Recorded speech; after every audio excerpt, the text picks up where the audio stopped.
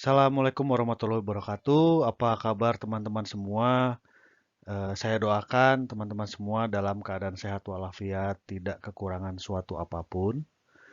Saya juga ucapkan banyak terima kasih untuk teman-teman yang sudah subscribe ke channel saya ini. Mudah-mudahan membawa manfaat dan berkah untuk teman-teman semua. Nah, mulai hari ini saya akan mencoba untuk membuat satu seri video. Judulnya bereksperimen dengan digital twin masyarakat. Isinya nanti adalah tutorial tentang satu kelas model agent base yang namanya Sugarscape. Kelas model ini banyak sekali penerapannya dan manfaatnya untuk memahami fenomena sosial di sekitar kita. Nah, sekarang Sugarscape itu apa? Jadi Sugarscape ini adalah nama untuk suatu kelompok model agent base yang menggunakan prinsip-prinsip yang didefinisikan oleh Joshua Epstein, foto yang sebelah kiri, dan Robert Axtell, foto yang sebelah kanan. Tesis S3 saya dulu juga merupakan salah satu jenis dari model Sugarscape. Jadi dalam seri video ini saya akan diskusikan penjelasan model Sugarscape yang mereka tulis dalam buku Growing Artificial Societies, Social Science from the Bottom Up. Tapi penjelasannya hanya akan saya ambil garis besarnya saja. Akan saya tambahi dengan pengayaan, contoh-contoh, dan penjelasan dari saya sendiri.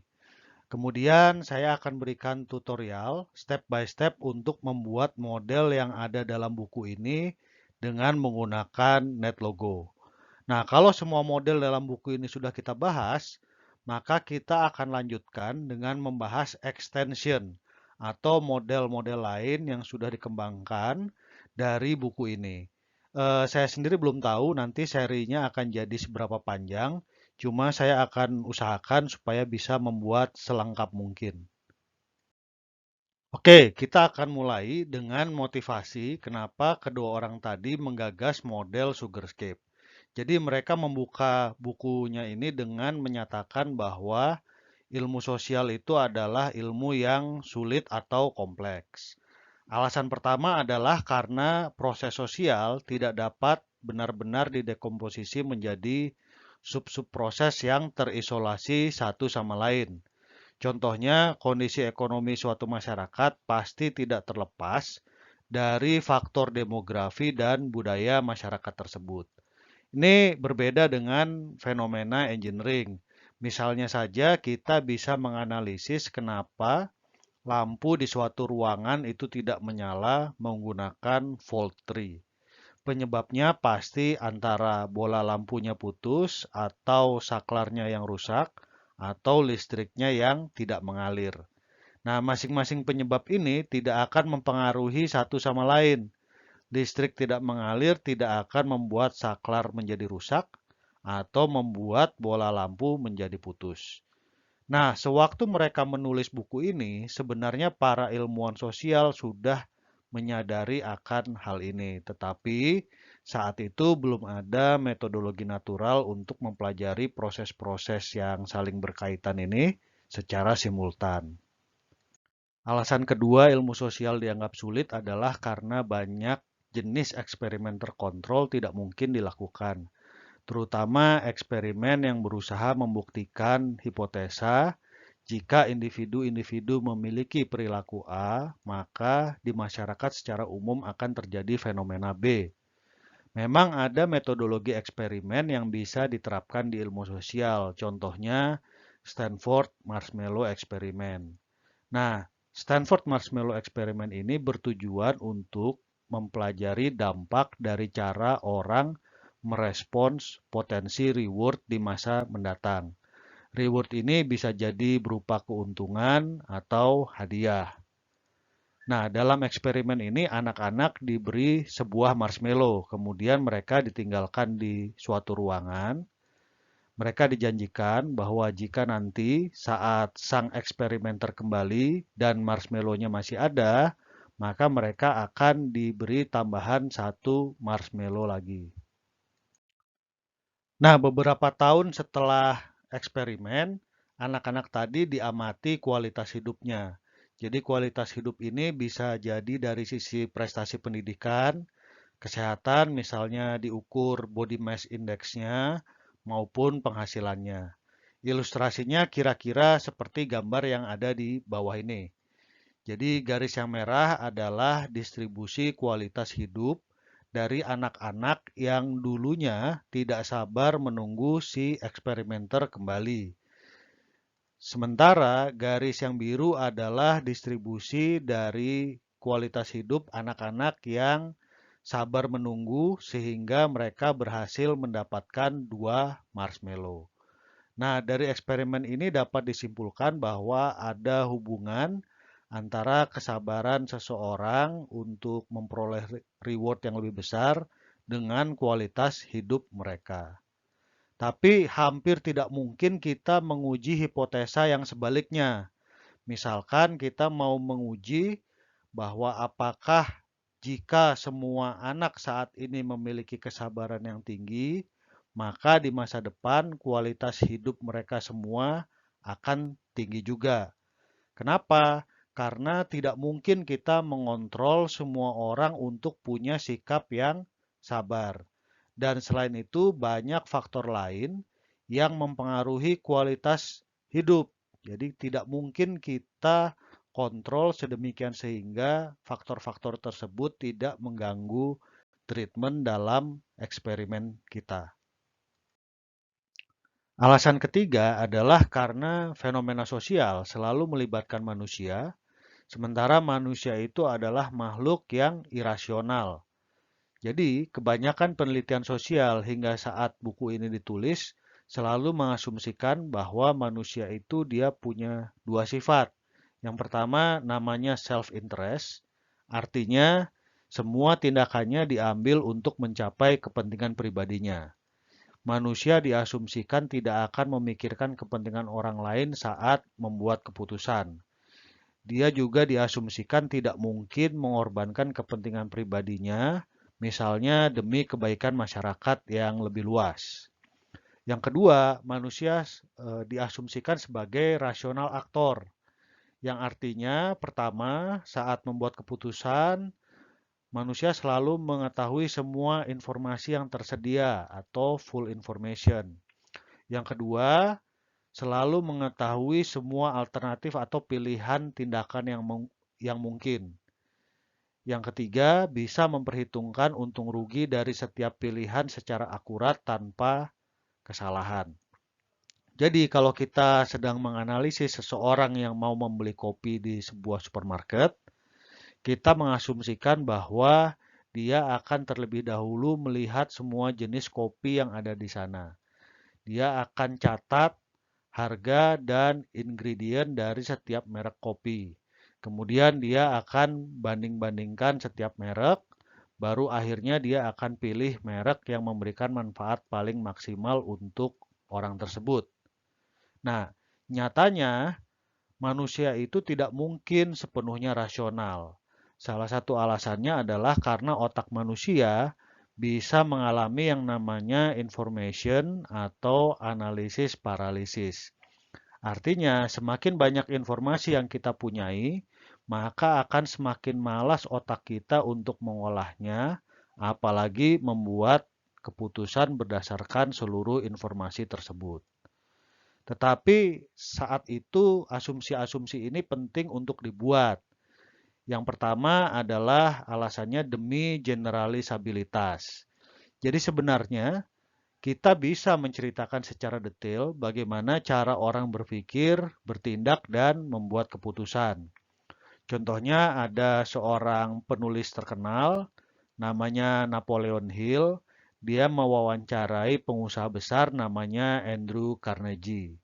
Nah, lewat wawancara ini dia bisa menceritakan detail bagaimana sih perilakunya Andrew Carnegie dan cara dia membuat keputusannya sampai dengan dia bisa menjadi seorang pengusaha yang sukses.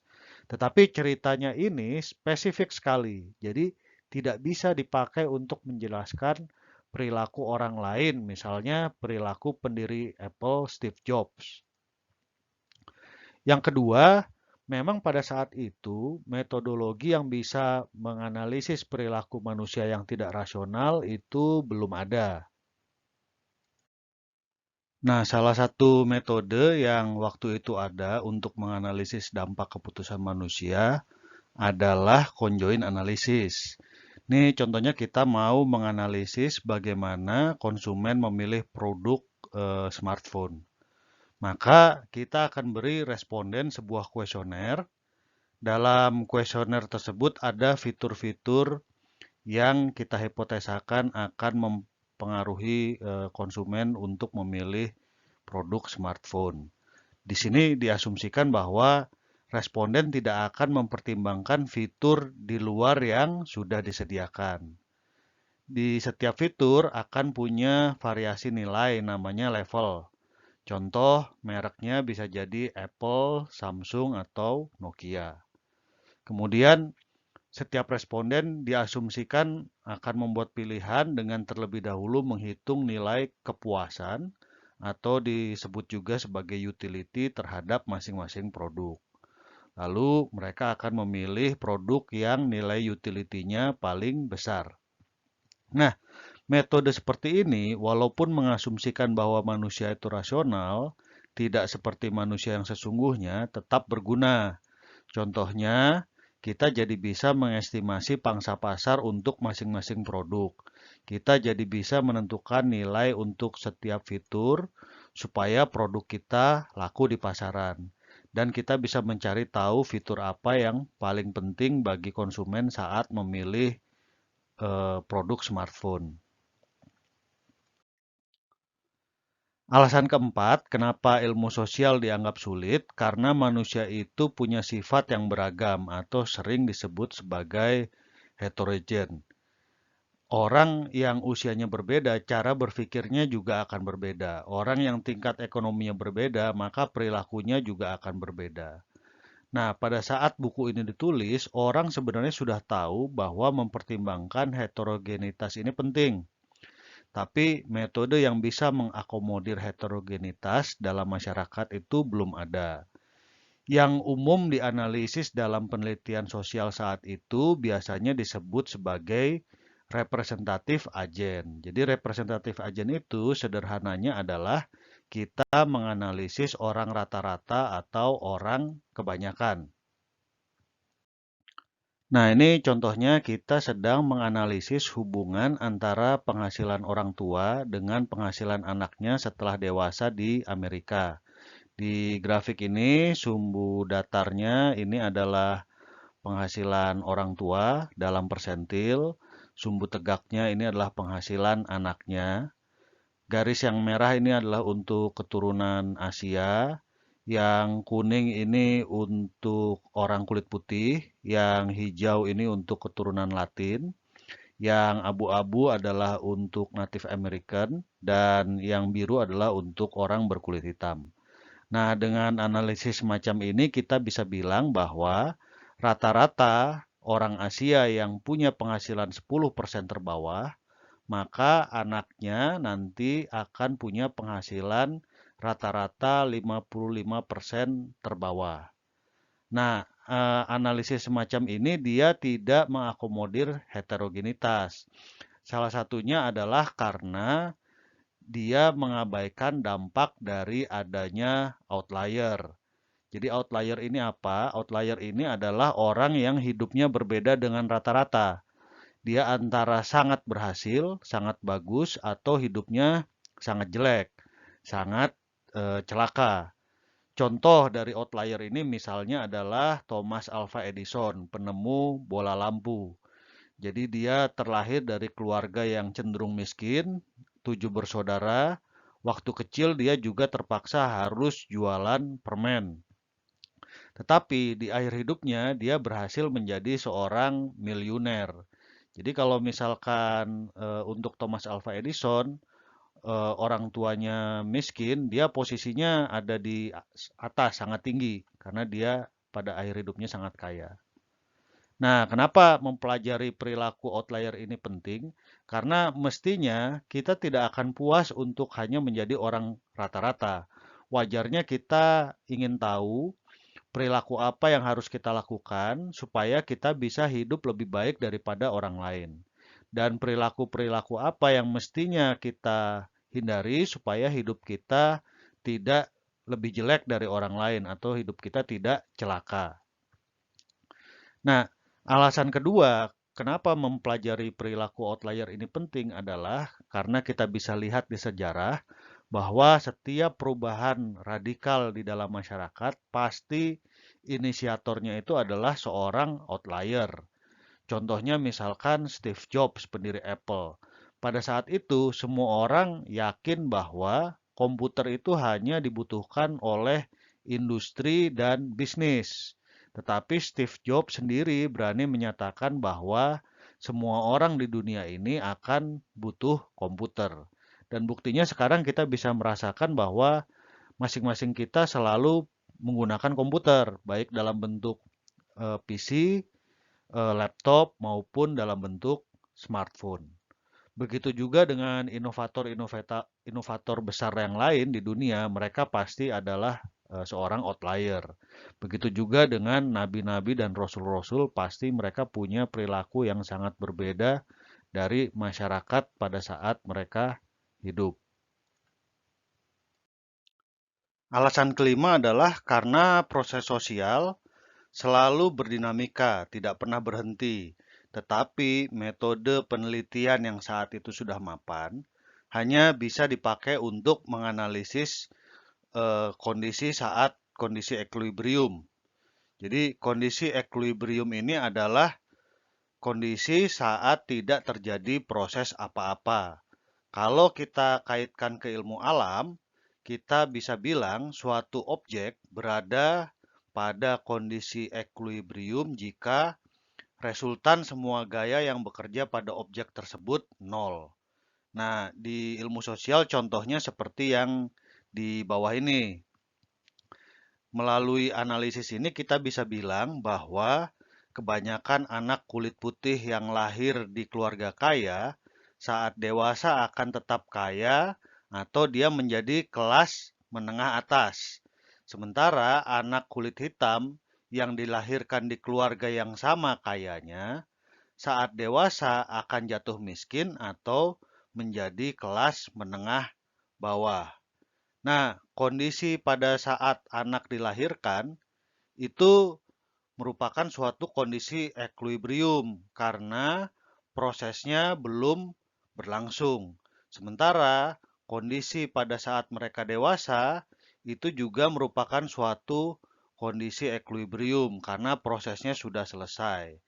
Tetapi kita sulit untuk menceritakan apa yang mereka lakukan ya ketika mereka beranjak dewasa sedemikian sehingga mereka menjadi tetap kaya atau menjadi jatuh miskin.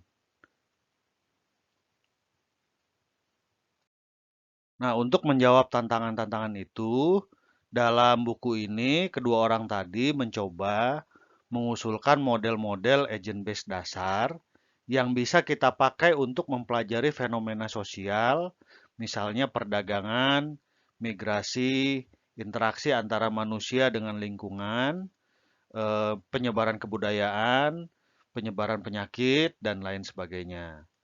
Kemudian mereka mendemonstrasikan bagaimana kita bisa menggunakan model-model ini untuk mengidentifikasi mekanisme mikroskopik minimum yang cukup untuk menumbuhkan fenomena makroskopik yang sedang kita pelajari.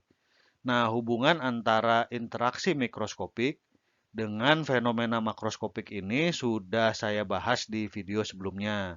Jadi kalau teman-teman ingin menyimak video tersebut, silahkan teman-teman tekan saja videonya. Sementara tujuan akhir mereka adalah mengusulkan cara alternatif untuk menguji sebuah hipotesa. Jadi kalau dulu kita biasanya bilang bahwa suatu mekanisme yang dihipotesakan disebut H1 biasanya itu tidak bisa ditolak karena kemungkinan dia tidak terjadi pada populasi atau biasanya disebut H0 itu sangat kecil. Nah, Dengan cara berpikir alternatif ini, nanti kita bisa bilang bahwa mekanisme yang kita hipotesakan tidak bisa ditolak karena ketika kita programkan dalam komputer, maka kita bisa menumbuhkan fenomena makroskopik yang sedang kita pelajari atau kita amati. Nah, karena fenomena makroskopiknya ini sendiri ditumbuhkan dalam komputer, maka ilmunya nanti akan mereka sebut sebagai generative social science. Oke, sampai di sini kita sudah bahas bab pendahuluan dari buku ini. Mudah-mudahan bermanfaat untuk teman-teman semua. Nanti di episode selanjutnya kita akan mulai membahas bab pertama. Mudah-mudahan saya bisa membuat videonya secepatnya. Terima kasih atas perhatian teman-teman semua. Assalamualaikum warahmatullahi wabarakatuh.